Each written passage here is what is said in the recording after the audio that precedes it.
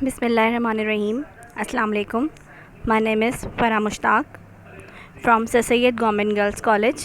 Now I am delivering online lecture for Humanities Group for the class first year with the subject education. Today I am discussing about the first chapter of first year syllabus, that is educational psychology.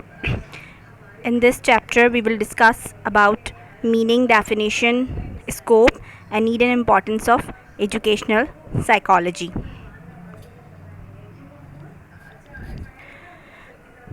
After completion of this lecture, you will be able to learn different things like this: to develop attitude for the study of educational psychology, to inquire about the meaning of educational psychology, to understand the scope of educational psychology, and to define the need and importance of educational psychology in teaching learning process.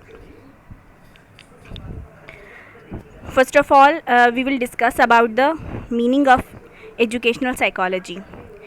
Educational psychology is nothing but one of the branch of applied psychology.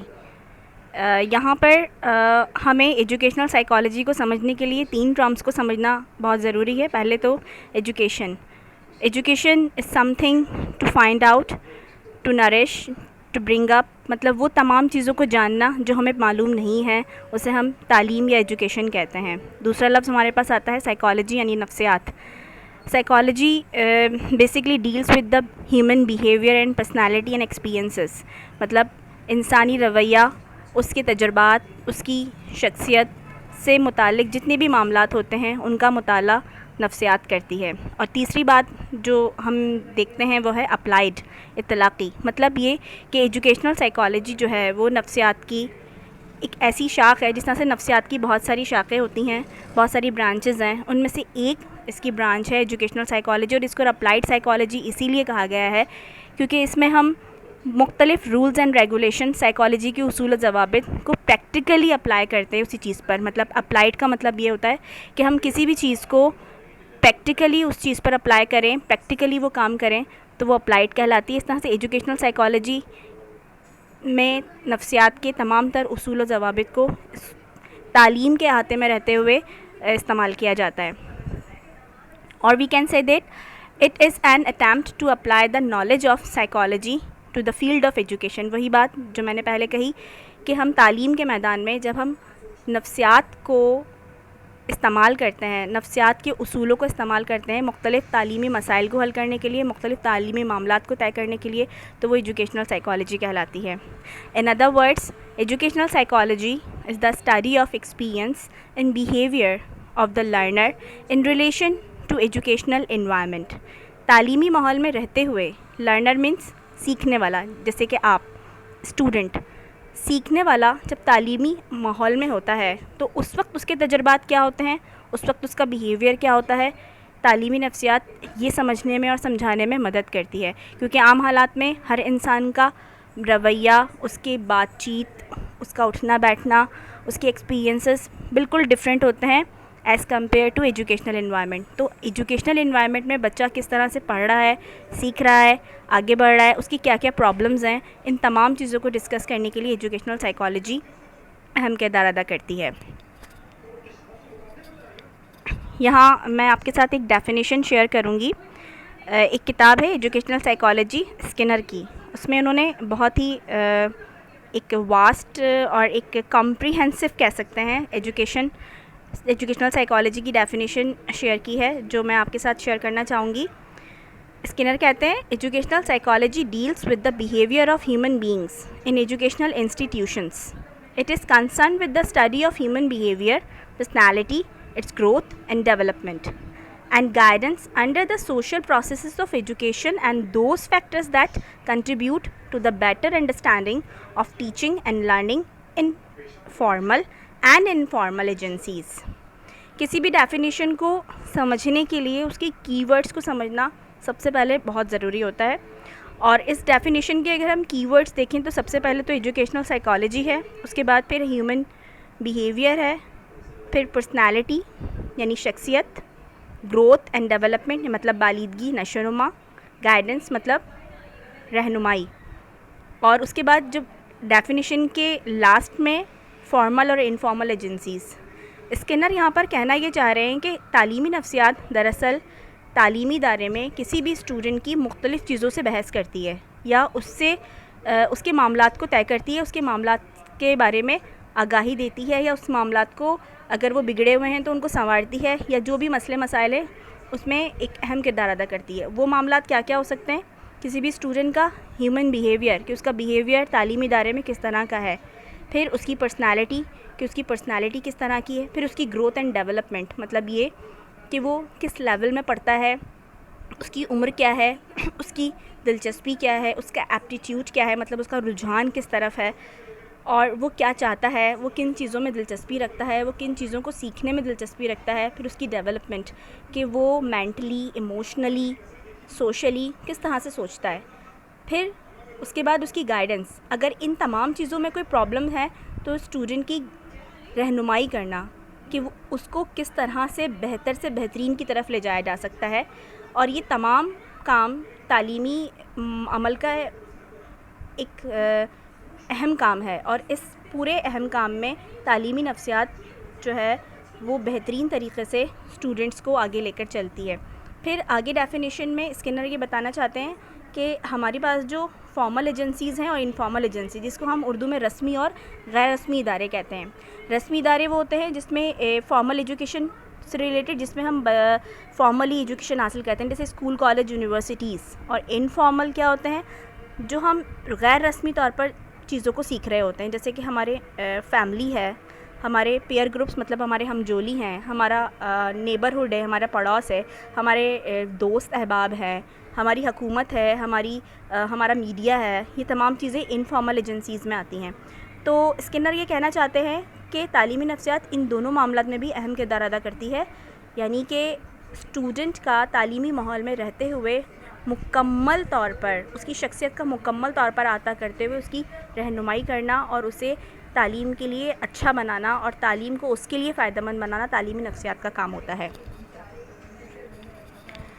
یہاں ایک image کے تحت میں آپ سے discuss کرنا چاہوں گی اسکوپ آف ایجوکیشنل سائیکالوجی, کہ تعلیمی نفسیات کی وسعت یا دائرۂ کار کہاں تک ہے, مطلب یہ کہاں تک پھیلی ہوئی ہے, کن کن معاملات میں یہ کام کرتی ہے. سب سے پہلے ہم بات کریں گے لرننگ ایکسپیرینسز کی. لرننگ ایکسپیرینسز آموزشی تجربات, یعنی کہ اسٹوڈنٹ کن کن تجربات کے ذریعے سیکھتا ہے, وہ کون سے طریقے ہیں جن کے ذریعے اسٹوڈنٹ کو سکھایا جا سکتا ہے, اس کی ایج کے مطابق, اس کے لیول کے مطابق اور اس کی ایپٹیٹیوڈ کے مطابق. پھر دوسری بات آ جاتی ہے لرننگ پروسیس, مطلب آموزشی عمل. آموزش کا عمل ایک تھوڑا پیچیدہ عمل ہوتا ہے, اس میں بہت ساری چیزیں شامل ہوتی ہیں کہ بچوں کو موٹیویٹ کس طرح کرنا ہے پڑھنے کے لیے, پھر اس کے بعد ان کو کون سی سچویشن میں پڑھانا ہے, پھر پڑھانے کا طریقہ کیا ہونا چاہیے, پھر پڑھانے کے بعد ان کا اسسمنٹ کیسا ہونا چاہیے. تمام چیزوں کو لرننگ پروسیس میں شامل کیا جاتا ہے, اور اس سلسلے میں بھی تعلیمی نفسیات ہماری بہت مدد کرتی ہے. پھر تیسری چیز ہم بات کریں گے لرننگ سچویشن اینڈ انوائرمنٹ. سب سے امپورٹنٹ چیز مطلب آموزشی حالات اور ماحول. جس ماحول میں جس جگہ بچوں کو پڑھایا جاتا ہے, مطلب انسٹیٹیوشن, کوئی اسکول, کوئی کالج, کوئی یونیورسٹی, کوئی کمرہ جماعت, کلاس روم, جہاں پر ہم بچوں کو پڑھا رہے ہیں. تعلیمی نفسیات اس سلسلے میں بھی ہماری بیحد مدد کرتی ہے کہ صرف پڑھانا ہی ضروری نہیں ہوتا, بلکہ جس جگہ بچوں کو پڑھایا جا رہا ہے اس ماحول کا اچھا ہونا بھی بہت ضروری ہے, اس جگہ کا اچھا ہونا بھی بہت ضروری ہے, سازگار ہونا بہت ضروری ہے جہاں پر بچوں کو پڑھایا جا رہا ہے. تو ایسے بہت سے معاملات ہیں جس میں ایجوکیشنل سائیکالوجی نہ صرف استاد کی بلکہ بچوں کی بھی مدد کرتی ہے. پھر اگلی چیز ہمارے پاس آتی ہے سب سے امپورٹنٹ ٹیچر, استاد. بظاہر ہمیں لگتا ہے کہ تعلیمی نفسیات صرف اسٹوڈنٹ سے ہی ریلیٹڈ بات کرتی ہے, لیکن اصل بات یہ ہے کہ اس کے دائرۂ کار میں ایک استاد بھی آتا ہے, ایک ٹیچر بھی آتا ہے, کیونکہ ٹیچر کو بھی اپنے آپ کو پرفیکٹ بنانا ہے. کیونکہ جب تک ٹیچر پرفیکٹ نہیں ہوگا, اس سے تمام چیزوں سے آگاہی حاصل نہیں ہوگی, وہ بہتر طور پر بچوں تک اپنے نالج کو ٹرانسفر نہیں کر پائے گا. تو ایک ٹیچر کے لیے بھی تعلیمی نفسیات کا مطالعہ بہت ضروری ہے, اور ایک استاد کو بہترین استاد بنانے میں بھی تعلیمی نفسیات اہم کردار ادا کرتی ہے. پھر اس کے بعد ہم بات کرتے ہیں لرنر اور پیپل, مطلب آپ, اسٹوڈنٹس, لرنر. اور لرنر جو ہے, اسٹوڈنٹ جو ہے, وہ تعلیمی عمل کا سب سے اہم حصہ ہوتا ہے, سب سے مرکزی کردار جو ہے وہ اسٹوڈنٹ ہے، کیونکہ اسٹوڈنٹ کے بغیر باقی تمام چیزیں بیکار ہیں. اسٹوڈنٹ یعنی کہ آپ سے ریلیٹڈ ہر چیز جو پہلے بھی سلائڈس میں ڈسکس کر چکی ہوں کہ آپ کی دلچسپی کیا ہے، آپ کا رجحان کیا ہے، آپ چاہتے کیا ہیں، آپ کس عمر سے تعلق رکھتے ہیں، آپ کس چیز میں سیکھنا چاہتے ہیں، کس چیز سے موٹیویٹ ہوتے ہیں. یہ تمام چیزوں کا خیال تعلیمی نفسیات رکھتی ہے. اس کے بعد ہم بات کریں گے importance of educational psychology in teaching learning process, مطلب درس و تدریس کے عمل میں تعلیمی نفسیات کی اہمیت. سب سے پہلے ہم بات کریں گے it helps to determine the objectives of education. تعلیم کے مقاصد کا تعین کرنے میں تعلیمی نفسیات اہم کردار ادا کرتی ہے. مطلب یہ کہ ہم کسی بھی تعلیم کو دینے سے پہلے اس کا مقصد سوچتے ہیں کہ اس کو دینا کیوں ہے، ہم بچوں کو کیوں تعلیم پرووائڈ کر رہے ہیں، تو اس کا جو مقصد ہے وہ ہمیں تعلیمی نفسیات بتاتی ہے. دوسری بات، provide teachers with psychological theory and principles that helps to increase teaching quality in classroom. کمرہ جماعت میں ایک استاد جب پڑھا رہا ہوتا ہے تو اس وقت اس کا سامنا بہت سارے اسٹوڈنٹس سے ہوتا ہے. مختلف قسم کے انڈیویجول ڈفرینسز رکھنے والے اسٹوڈنٹس اس کے سامنے موجود ہوتے ہیں ایک چیلنج کے طور پر، اور تعلیمی نفسیات استاد کی مدد کرتی ہے کہ وہ کس قسم کے بچوں کو کون سے طریقوں سے پڑھا سکتا ہے. give better understanding on students' nature, personality and behavior. وہی بات کہ ایک کمرہ جماعت میں استاد کے پاس بہت ساری نیچر کے، بہت ساری پرسنالٹیز کے اور بہت ساری ڈفرینٹ ایٹیٹیوڈس رکھنے والے بچے ہوتے ہیں، تو ان سب کو ایک ساتھ ڈیل کرنا، ان سب کو سیٹسفائیڈ کرنا، ان سب کو نالج ٹرانسفر کرنا، یہ ایک بظاہر مشکل کام ہے جس میں تعلیمی نفسیات ایک استاد کی بہترین طریقے سے مدد کرتی ہے. It helps in curriculum planning. نصاب سازی کرنا بھی آج کل کے دور میں تعلیمی نفسیات کے بغیر ناممکن ہے، کیونکہ کریکولم بناتے وقت اس کو بیلنس کرنا، اس کو مواد کو اکٹھا کرنا کہ کون سی چیزیں سلیبس میں ڈالنی ہیں، کون سے سبجیکٹس ہونے چاہیے، بکس کیسی ہونی چاہیے، چیپٹرز کیسے ہونے چاہیے، کنٹینٹ کیسا ہونا چاہیے، اس کی سلیکشن کیسی ہو، اس کی آرگنائزیشن کیسی ہو، یہ تمام چیزیں ہمیں تعلیمی نفسیات بتاتی ہے. پھر ہے it provides different skills to teachers for better adjustment. Teachers نہ صرف اپنی بچوں کی ایڈجسٹمنٹ کے لیے بلکہ اپنی ایڈجسٹمنٹ کے لیے بھی، جس پروفیشن میں وہ پڑھا رہے ہیں ان کے لیے بھی مختلف قسم کے اسکلز ہوتے ہیں، مختلف قسم کی اسٹریٹجیز ہوتی ہیں جو ایجوکیشنل سائیکالوجی ہمیں بتاتی ہے. پھر ہے it provides different pedagogies and strategies.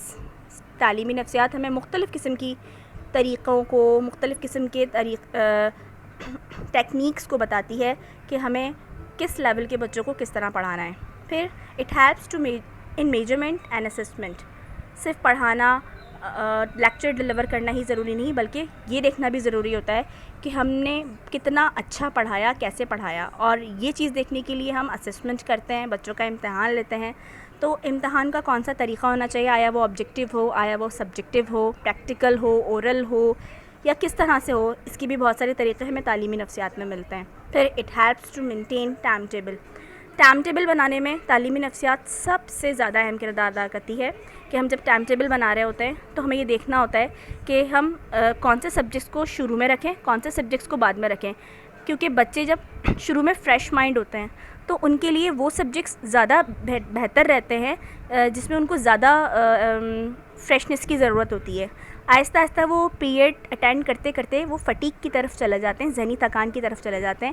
تو نارملی ہمیشہ ٹائم ٹیبل میں اینڈ میں وہ سبجیکٹس رکھے جاتے ہیں جس میں بچہ بور نہ ہو. جیسے کہ آرٹ اینڈ کرافٹ رکھ لیا، کیونکہ اب اس کا وہ 5-6 پیریڈ لے کے تھک چکا ہے، اب اس کا ذہن اس قابل نہیں ہے کہ وہ میتھس یا سائنس جیسے سبجیکٹس کو پڑھ سکے. تو اس وقت اگر اس کو آرٹ اینڈ کرافٹ یا ڈرائنگ دے دی جائے تو وہ ایک دم فریش ہو جاتا ہے اور وہ اس کو سیکھ لیتا ہے. تو ٹائم ٹیبل مینٹین کرتے وقت بھی تعلیمی نفسیات اہم کردار ادا کرتی ہے. It provides comfort zone for counselling of challengeable students.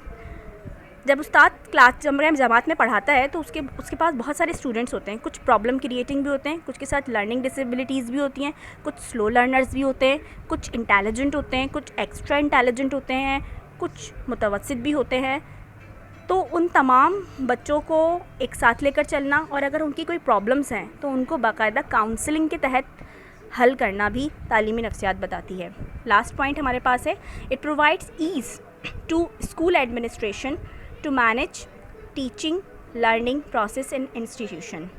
تعلیمی نفسیات صرف پڑھنے لکھنے لرننگ اسٹوڈنٹ ٹیچر ہی نہیں بلکہ ایڈمنسٹریشن کو بھی بہت سارے معاملات میں مدد فراہم کرتی ہے، جس میں وہ اپنی ٹیچنگ اسٹاف، اپنے نان ٹیچنگ اسٹاف، اپنے ادارے کو چلانے کے طریقے، اس کو کامیاب بنانے کے طریقے، ان تمام چیزوں کے بارے میں بھی تعلیمی نفسیات بے انتہا معاون اور مددگار ثابت ہوتی ہے. امید کرتی ہوں کہ آپ نے اس لیکچر سے استفادہ حاصل کیا ہوگا، اور میں چاہوں گی کہ وہ اسٹوڈنٹس جو اس سلسلے میں کچھ پوچھنا چاہتے ہیں وہ کمنٹ میں لازمی مجھ سے پوچھیں، اور میں اپنی پوری کوشش کروں گی کہ میں ان کے سوالوں کا جواب بھی دے سکوں. Thank you.